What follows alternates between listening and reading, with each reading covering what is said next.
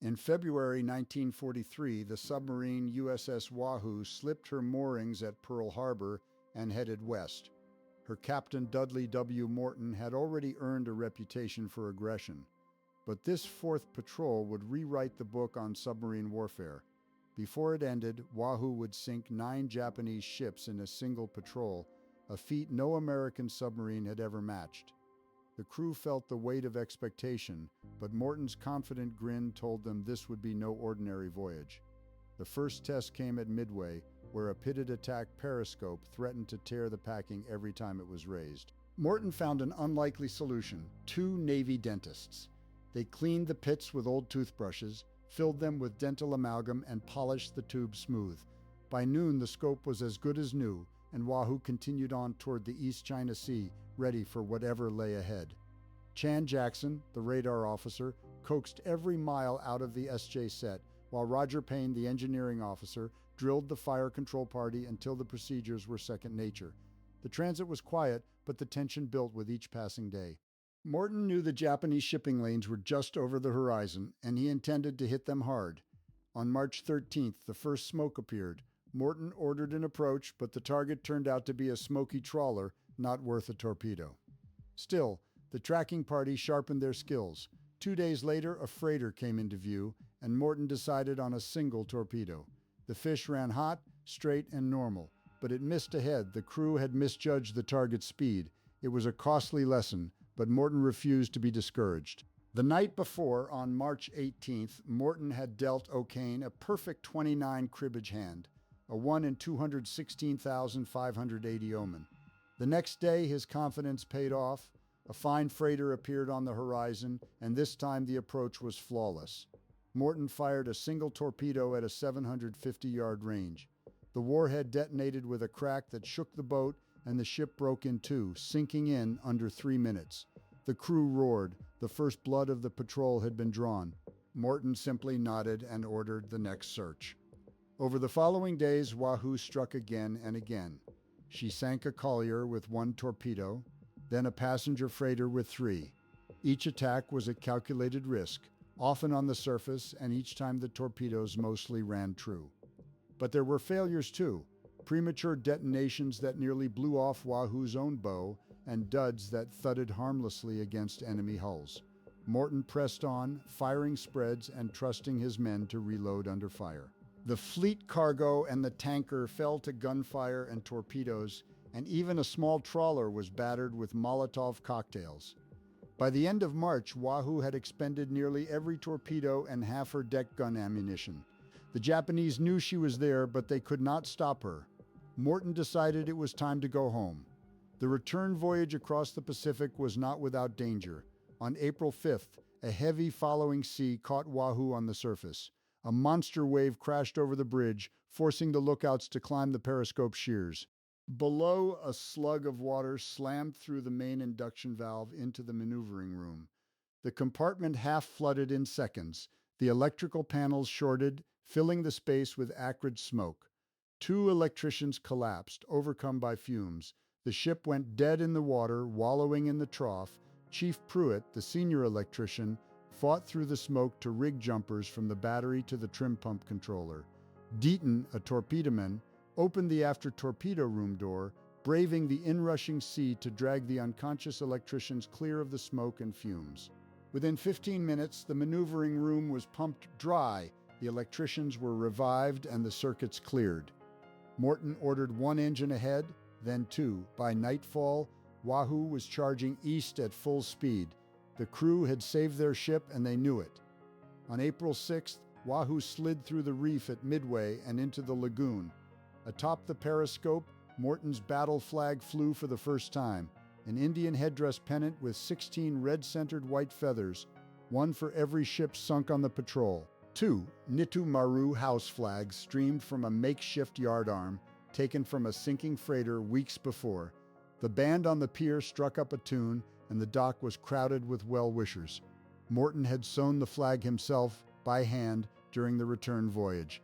It was 16 feet long, a silent boast of what his boat had accomplished. The crew stood at attention in their dungarees, proud and exhausted. Admiral Lockwood had already heard the news. Wahoo's 4th Patrol had sunk 31,890 tons of Japanese shipping, more than any other single patrol in the war to date. Morton was awarded a 2nd Navy Cross, but the real measure of the patrol was in the confidence it gave the crew. They were the hunters now, and they knew it. Midway's lagoon was calm in the days after Wahoo's return. The crew, fresh from the record patrol, took what rest they could on the small island. Morton moved among them with quiet pride, but his mind was already on the next operation. New hands reported aboard, replacing those transferred to new construction. The boat would sail again soon enough. On April 25th, Wahoo slipped her moorings and headed northwest. The secret operation order placed her in a task force with 3 other submarines, tasked with intercepting a reported Japanese force bound for the Aleutians. 4 engines drove her into the Great Pacific, the crew drilling daily on fire control and emergency dives. Morton pushed the boat hard, knowing every hour of training might save them later. The Kurils greeted Wahoo with fog and heavy seas. For days, the boat ran blind, her radar sweeping through the mist for any sign of the enemy fleet. No contact came. The Japanese force, if it had ever existed, had turned back before the submarines arrived. Morton accepted the disappointment without complaint and set course for the next area, the coast of Honshu. On the morning of May 3rd, Wahoo dived off Matsuwa Island. Morton ordered a careful reconnaissance of the suspected airbase there. Through the periscope, the installation came into view. 4 large hangars, a long landing field, dispersal areas, administration buildings, and barracks. It was a fully developed facility comparable to Midway's own Eastern Island.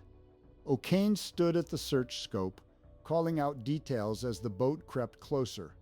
Chan Jackson plotted the positions of each structure on the chart, building a precise record of the base. The camera crew worked quickly, capturing images through the raised periscope before the boat withdrew. The photographs would prove valuable to the intelligence staff at Pearl. Morton studied the chart as Wahoo cleared the area. The base was capable of projecting air power deep into the northern Pacific. Any future operations in the Kurils would have to account for its patrol aircraft. He ordered the course southwest toward the shipping lanes off Honshu, and Wahoo slipped beneath the waves to continue her patrol. Off the coast of Honshu on May 7th, the lookout spotted smoke on the horizon. Morton closed the range and identified a medium freighter steaming north. The approach was textbook, O'Kane on the scope, Ritchie at the torpedo data computer. A single torpedo broke the freighter's back and she went down in minutes. It was a clean kill, the kind that built a crew's confidence. The next contact came that same afternoon, a larger ship with an escort. Morton fired a spread. 1 torpedo, a torpexer, broke the freighter's back, and she began to settle immediately.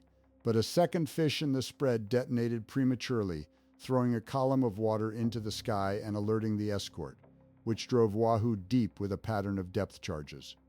When the boat finally surfaced, the freighter was gone, sunk, but the escape had cost them time and depth charges that a clean finish would have spared. The duds and premature detonations, long a frustration, had turned a textbook kill into a harrowing evasion. Days later, a small escort vessel presented itself close inshore. Morton surfaced and cleared the bridge for a gun action.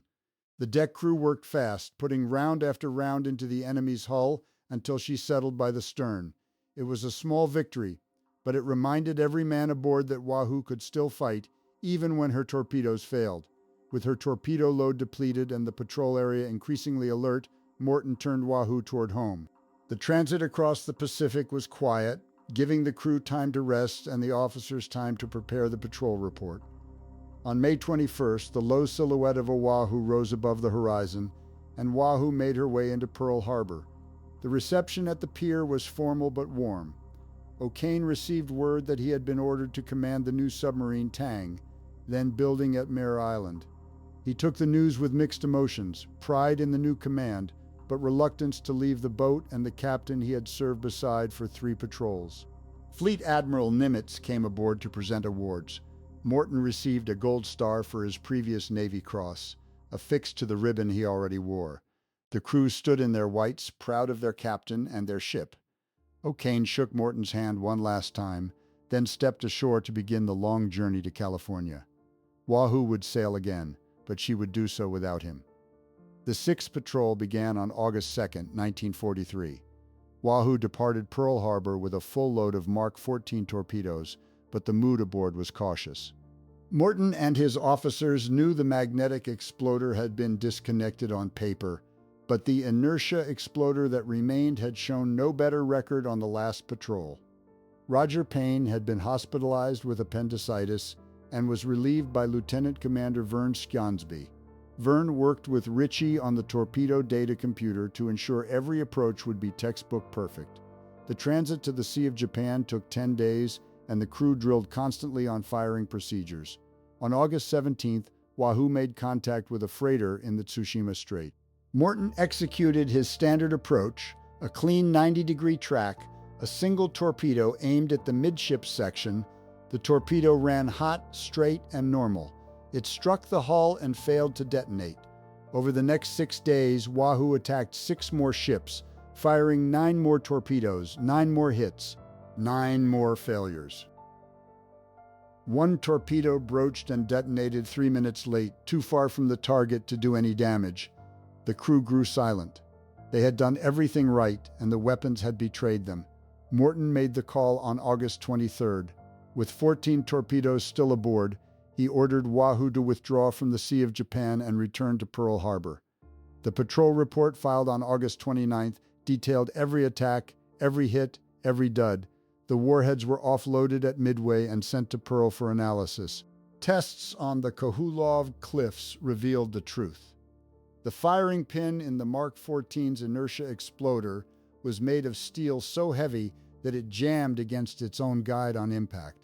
The fix for the Mark 14 inertia exploder was a lightweight aluminum firing pin, but that fix came too late to save Wahoo's 6th patrol. A separate lethal flaw in the Mark 18 electric torpedo would seal her fate on the 7th. Wahoo lay moored at Pearl Harbor on the morning of September 9, 1943, her diesels already rumbling.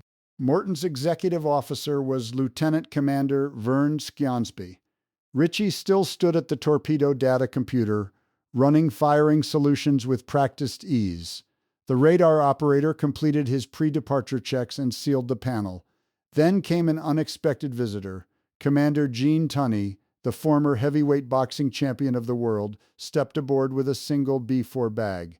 He was riding a supercargo as far as Midway, and the crew greeted him with a curious mix of awe and pride.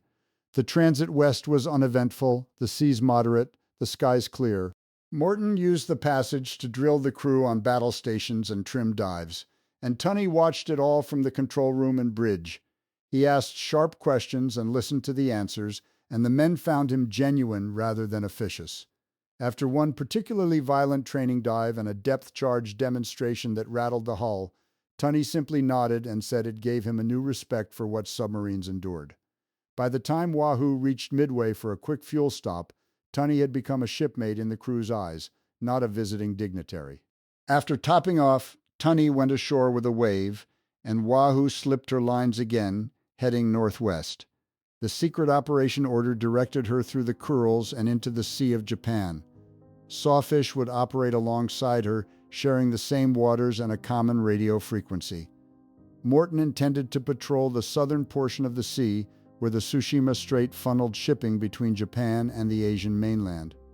The crew knew the stakes. The last patrol had been a bitter run of duds.